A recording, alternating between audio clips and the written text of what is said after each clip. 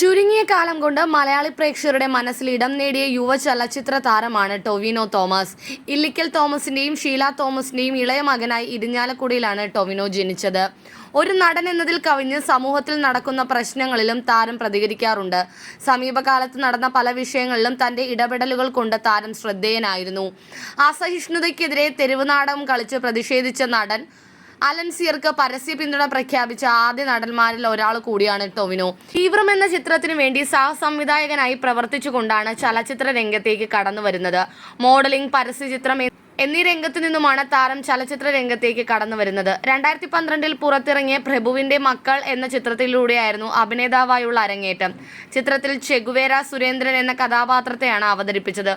അതേ വർഷം തന്നെ ഐ ലവ് മീ എന്ന ചിത്രത്തിൽ ആൽബർട്ട് എന്ന കഥാപാത്രത്തെ അവതരിപ്പിച്ചു. ആദ്യകാലത്ത് ചെയ്ത ചിത്രങ്ങൾ വലിയ രീതിയിൽ വിജയിച്ചിരുന്നില്ല.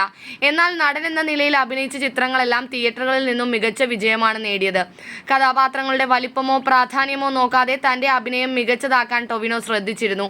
അതിനുദാഹരണമാണ് 2013 പുറത്തിറങ്ങിയ ABDയിലെ നെഗറ്റീവ് ടച്ചുള്ള രാഷ്ട്രീയക്കാരൻ.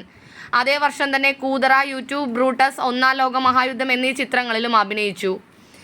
RS ശിവമൽ സംവിധാനം ചെയ്ത എന്നു നിന്റെ മൊയ്തീൻ എന്ന ചിത്രത്തിലെ അപ്പു എന്ന കഥാപാത്രത്തിലൂടെയാണ് ചലച്ചിത്ര രംഗത്ത് ശ്രദ്ധിക്കപ്പെട്ടത്. പിന്നീട് അങ്ങോട്ട് മികച്ച വേഷങ്ങൾ താരത്തെ തേടിയെത്തി. ഇപ്പോഴിതാ താരത്തിന്റെ കുടുംബത്തിൽ നിന്നും വളരെ സങ്കടകരമായ ഒരു ദുഃഖവാർത്തയാണ് പുറത്തുവരുന്നത്. താരത്തിന്റെ ഭാര്യ പിതാവ് വിൻസെന്റ് ജോസഫ് കുന്നംകുടത്ത് അന്തരിച്ചു. 66 വയസ്സായിരുന്നു. ആനന്ദപുരം ശ്രീകൃഷ്ണ ഹൈസ്കൂളിലെ റിട്ടയർഡ് അധ്യാപകനായിരുന്നു അദ്ദേഹം. ഇന്നലെ വൈകുന്നേരം 6:10 അന്ത്യം. സംസ്കാര ചടങ്ങുകൾ ഡിസംബർ 15 വെള്ളിയാഴ്ച 4 മണിയോടുകൂടി ഇരിങ്ങാലക്കുട സെന്റ് തോമസ് കത്തീഡ്രലിൽ വെച്ച് നടക്കും. ടൊവിനോയുടെ ഭാര്യ ലിഡിയ മകളാണ്. വിൻസെന്റ് ജോസഫിന് ജോസ്വിൻ എന്ന മകൻ കൂടിയുണ്ട്. ഭാര്യ മേരി വിജയം, മരുമക്കൾ ടൊവിനോ തോമസ്, റോസ്. ഈ വിവരം അറിഞ്ഞതിനു ശേഷം ആരാധകരെല്ലാം ആദരാഞ്ജലികൾ അർപ്പിക്കുകയാണ്.